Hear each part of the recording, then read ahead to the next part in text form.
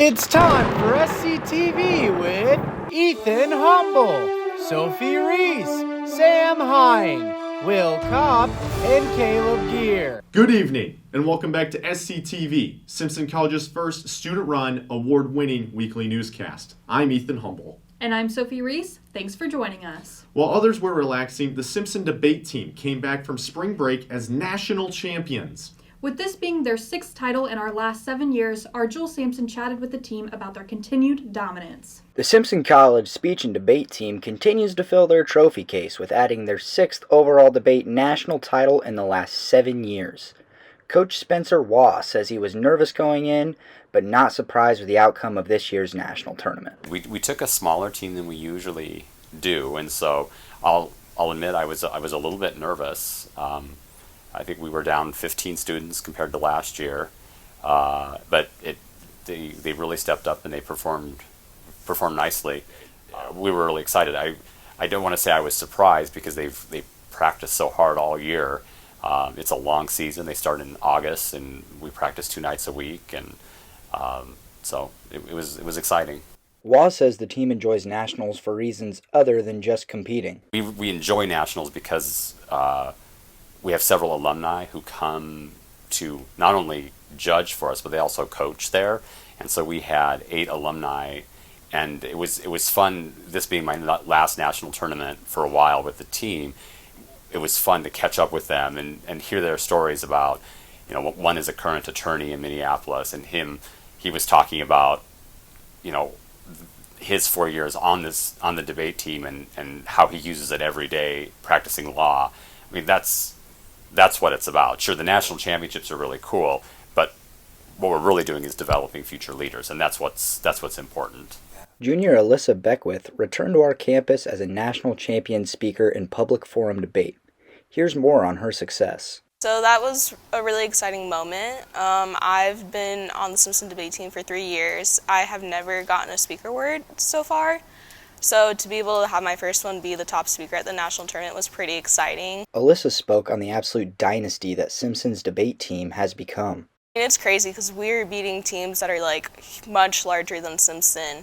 And once you come in, you're part of a national champion team, and that's the ultimate goal, is to try and bring one of those titles back. But I think Spencer does such a great job at letting us know that it's okay if we don't win, because we're not only doing the best we can do, but we're also bettering ourselves in the moment, because we are doing such educational topics and learning so much at the same time. It's really put into perspective that debate might not be everything to me, but it feels great to have the good tournaments where we do succeed and know that we contribute to this success and help Simpson in the end of things, because it's a huge recruitment thing for us. Arguably Simpson's most successful program continues to hold the very top spot. I'm Joel Sampson, SCTV. Congrats to the great minds on our debate team. It's so impressive what you all are able to do. While there was plenty happening off campus, some upgrades to residence life were also happening over spring break.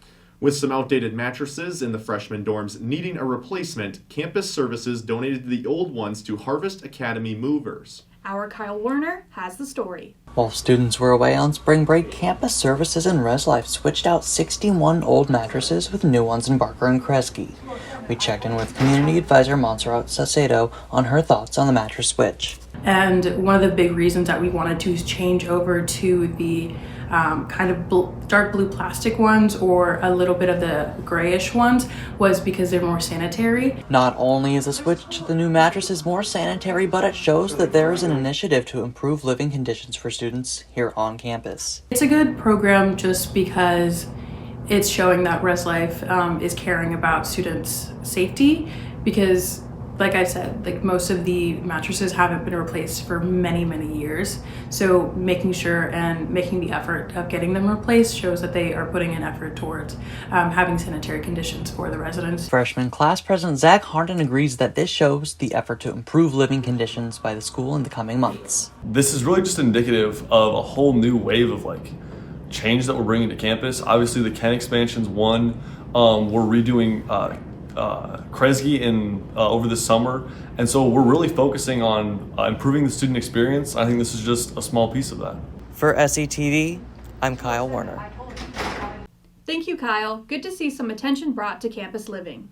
There's a new club on campus fighting bias and discrimination of all forms. Our Nick Gordon chatted with the club advisor and president about what the goals are and how the club works.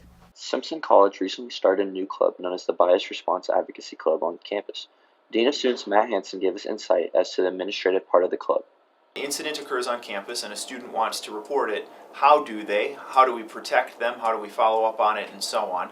And then it depends based on if I'm reporting behavior and it's reportedly a student's behavior, a staff member's behavior, or a faculty member's behavior. He later goes on to explain what the student part of the club will take care of. The student-facing group is really a group of advocates. So if a student reported or experienced bias or witnessed bias, the student group would then be there to offer support, to advocate for them, to guide them through the process, and so on. Club president Nina Ortiz gave her insight as to why she decided to become the club president. My community where I come from is very diverse, so I'm from Texas, and because the diversity is not as much as I see from back home, I think it could definitely be used as a way to educate people on certain stuff. The bias reporting form is now live on Simpson's website. Reporting for SCTV, Nick Gordon. A great group with a strong mission. And our light piece of the week, Ethan would like to show you audiences the behind the scenes of SCTV. It's certainly not a high-scale production, and I think you'll all be surprised to see how we pull this newscast together. Hello everybody, it's Ethan Humble, News Director of SCTV. I'm here showing you a day in the life of the news director and how we produce SCTV from start to finish. I'm actually here on Monday night. This is when everything gets started. I go through the list of all the stories, check up on all of our reporters, and help out as needed. Like Joel here, he's currently working on his speech and debate story. And you can see Mike Wazowski making an appearance. And here's the video editing as it is. We've got Kyle and Will in here, late nights in the studio. Well, it's about 1 a.m. All the videos are in, and I'm a happy camper. So it's time to head off for the night. All right, now it's Tuesday, filming day, and we have a lot of preparations to go through. The first thing I do is type up the script. I need to make sure that I transition between all of the different stories effectively, just making sure that I don't detract from the overall meaning of the stories, but that I also order them properly in a way that makes sense. After script is ready, I send it off to Sophie for review. Now we're about an hour before film time, and I realize if I don't shave, it looks like I'm really trying to grow a big beard, which is not possible at this stage in my life. So I shave before every episode. And yes, male newscasters also wear makeup. This was the entirety of my makeup collection before I had a girlfriend. It has since expanded significantly. Thank you, JC, in helping me expand my collection quite a bit. Next, I just need a bag for it all. And here's the after result. I'm still perfecting my craft, but it's getting better week by week. And after I've discussed with Sophie what color we're going to wear that week, I put on my suit. But here's a behind-the-scenes look at my tie rack. I probably got about 35, 40 ties all right here. I pull into Gomer. Caleb's making some final touches on his video. Sophie and I are going to discuss final pronunciations, and then we're ready to film. We set up the studio, turn on all 3 of the lights here, get the camera all initialized. We even hook up an HDMI to look on the TV, see how we look. Sophie looks great. And Katie's going to get us ready to go on the producing side. I load the script into the prompter, push play, and there it is. Just as simple as an iPad setup. We use a mirror to reflect so that we can read what we're going to say. We then take our seats. Katie makes sure that all is good. She can hear us through her headphones, and we're ready to read. Good evening, and welcome back to SCTV, Simpson College's first student-run, award-winning weekly newscast. After the episode is done being recorded, we turn the lights off, shoot our TikTok, and then we begin our editing phase. After the TikTok is recorded, we upload the video onto the computer and leave it to none other than Zachary Ambrose to begin editing our newscast. Hi everyone, it's Zach Ambrose, the editor. As you can see, I'm not dressed nearly as nicely as Ethan or Sophie, but that's the magic of being an editor. I'm going to show you guys how to set up the green screen for our SCTV. So this is where we do our editing on Premiere Pro. Right down here, you'll see where I've got all the clips while I'm mid-edit. And over here is all of the MP4s before I drop them in. I'm going to be showing you how we do the green screen, which is up in this effects tab here. And then I have to search Ultra Key. I drag that out, drop it down on there, come up here and I click the little eyedropper, find a decent mix of shading, and then now that that's in place, I can grab this little clip here and boom, we have our backdrop. And now it's time to record the intro. It's SCTV with Ethan Humble, Sophie Reese. And after Zach finishes his editing in his cove, SCTV is done. I upload it to YouTube after looking it over and making sure he did a fine job. But that's your look in the behind the scenes of how an SCTV is made. While we aren't working with much, it's a product we sure are proud of. Thank you for letting us bring you your news. Moving into sports, one first-year softball player has started the year red hot, Ashlyn Steen. Our Claire Varen featured the leadoff center fielder in her sports feature this week. Have a look. Leading off, the center fielder, number 18, Ashlyn Steen. Batting second, the second baseman, number 5, Kate Kriegel. Batting third, the catcher, number 32, Maddie Ruderman. I'm Ashlyn Steen. I'm a first year and I play center field. I bat leadoff and I'm from Mount Vernon, Iowa. I went to Mount Vernon High School. So what's really exceptional about this team is that everyone around me is also just really good players.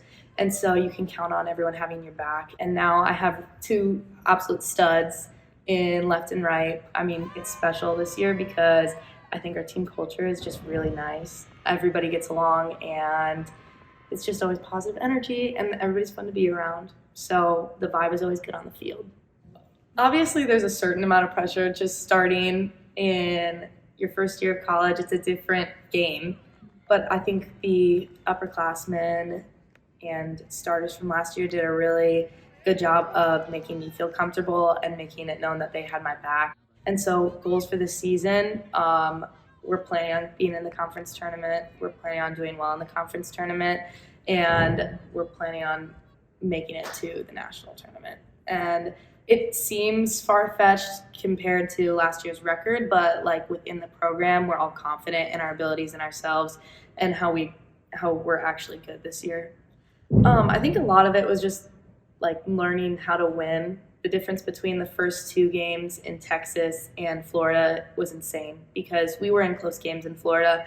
We were in games that opponents came back and we just finished the game. We knew that we still had control and we were still going to finish strong and win the game. Whereas in Texas, when things got close, things just started to fall apart and people lost confidence. And so I think as the team has gone closer this year, even from the beginning of practice until now, we just have confidence in each other to step up in any situation that we need to. I haven't had any diving catches yet. I'm going to. There's been a couple home runs that I probably should have robbed, but we'll get there. I just absolutely love Coach Matthias. He's always positive. He brings great energy. He's fun to be around. He makes the sport just lovable. And then also looked at the roster a little bit. There's some studs. I felt like this could be a really fun year to come and play. Ashlyn brings a lot of excitement to the game. She's very fast. She can bunt, she can slap, she can swing away. But I think it's her energy, her personality. It's contagious in a very positive manner. She has fun while she plays, and that excitement oozes to other people within the team.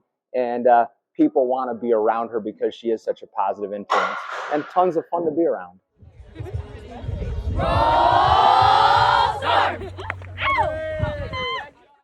What a great asset to have on the team, especially considering she's only a first year. For sure, but softball isn't the only team hitting competition out of the park. The baseball team has also caught fire lately. Our Sam Hine chatted with the men about their strong start to their season. That's right, it's spring and baseball is finally back. I got the opportunity to interview 2 of the men's baseball players, Mitchell Rader and Lucas Jewell. Let's see how it went. Season's great. We had a really good Florida trip. We're on a 8 or 9 game win streak right now. Going to start the season a little rough. Turned it around right in time, right before conference play starts tomorrow. Learned a lot about our team, especially a lot of the young guys, freshmen. We've had a lot of young pitchers step up, and that's been really great. New turf's been great. I think the best thing about that turf is not having to do field work before and after games. It makes the field work pretty minimal. All we kind of really have to do is sweep out the dugouts, take out the trash in the dugouts. Yeah, for the rest of the season, starting conference play tomorrow, the goal for this team is definitely to make the conference tournament. Last year, kind of a disappointing year, didn't make the tournament. So, as most people are probably aware, top 6 teams make the conference tournament. Culture's been great. Amazing atmosphere. We've got fifth years, we've got fourth years. We've got a pretty big freshman class. So there's been amazing buy-in from a lot of the underclassmen, whether that's transfers, freshmen. Upperclassmen have done a great job of like carrying the legacy of the Simpson baseball program, people before us. As a third year, Lucas is very optimistic about the season so far, and he cannot wait to see what happens in the future with the baseball team. Let's see what Mitchell thinks of the season so far. It's definitely a lot more different than high school. You're held to higher expectations, and I think it's more rewarding overall when you finally get to see the field and be a part of something bigger than yourself. Personal expectations were just to make travel roster, and I think I've exceeded those expectations. But now it's more focusing on how I can develop my game to help the team win instead of just worrying about myself. I think the positives now are that we're finally coming together as a whole and clicking rather than being so distant from each other. I think our chemistry is really good right now, and it shows in our results. We come from different backgrounds, but we're all similar in that we all love baseball and want to be good and want to see some success. So I think with that common goal in mind, everyone just kind of comes together well. Well, I played on a natural field all high school, so turf is really nice. I don't have to worry about holes being made in the mound and then altering my pitching. So it's nice just to have a flat surface the whole entire game. As a pitcher, infield is pretty big. You know, a lot of bad hops can alter the, I guess, way a game ends. So with turf, it makes it a lot easier for infielders to make plays, and some of those plays can come up big in whether you win or lose. Conference tournament, from what I've heard, we missed out on it last year, so I think it'd be huge if we finally made it and then maybe even won a couple games. I think we have enough raw talent right now that it can be shaped into a winning culture. Simpson cannot wait to watch you guys hit more home runs on the new turf. For SCTV, I'm Sam Hine. Our next home game is April 4th, 3:30 against Nebraska Westland. So I'll see you there. Roll Storm. I'd love to see both our baseball and softball teams not only make, but excel at the conference tournament. Good luck to both of the teams. Shifting into our highlights, our Sluggers were in action this weekend at home. Our baseball team had a 3-game series against Hamlin, bringing their winning streak into the first contest. Our Will Cobb caught a couple innings of their second game. The Storm men's baseball take the new turf and hope to continue their win streak this season. They have won 7 straight so far. Hamlin starts the first inning off with a high ball out to right field and is calmly taken out of the sky by Matt Marquez. Jackson throws a strikeout to get the Storm up to bat. Fifth-year senior Brady Held gives us a tremendous performance with this high ball out and a sneaky double play, gifting the Storm their first run.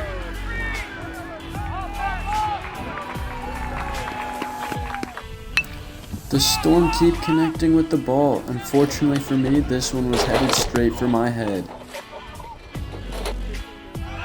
On the toss out to second base, Held steals the Storm another run. The Storm stole twice after another bad throw, and the team loves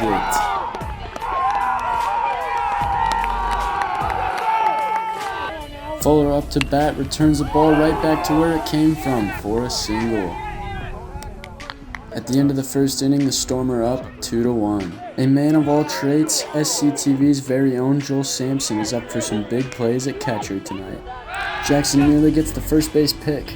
Great awareness from him there. Hamlin dropped this one out high and to the right, but the Storm are able to pull it down for the out. Jackson throws a strikeout to end the second inning as well, and the team are pumped. Listen to this.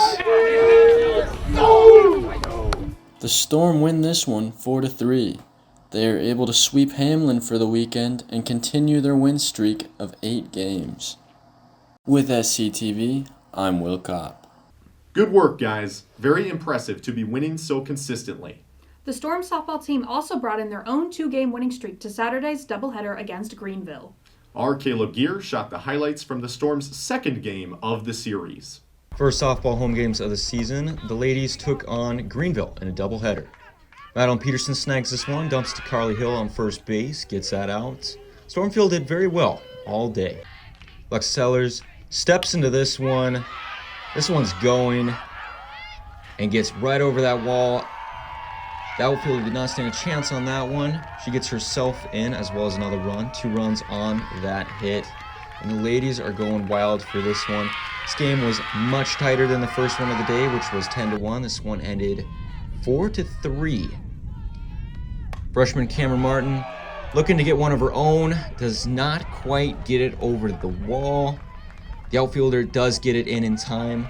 But however, very strong double for the freshman. With freshman Martin on third base, Kaylin Obleton looking to bat her in. Gets the ball just out of the infield and gets that RBI. Storm hitting the field again to put this one on ice. Again, solid fielding from Kaylin Obleton again. Carly Hill, rock solid on first base, puts this one in the books. Storm win 4-3. The Storm will be traveling to Nebraska Wesleyan for a doubleheader on April 4th. Great work, ladies. Keep the strong performances coming. In other sports, our men's volleyball team finished up their inaugural season, losing to Grandview 3-0. Our men's gymnastics team took 5th out of 5 teams at the USAG Championships in Massachusetts. They will also finish their season at the ECAC Championships next weekend. The women's tennis team lost their lone home meet of the spring season to Midland University, 7-0. Our baseball team opened up conference play at Loras last night. That's going to be all from us here tonight. We humbly thank you for your time. We'll be back next week with an all-special comedy episode for April Fool's Day.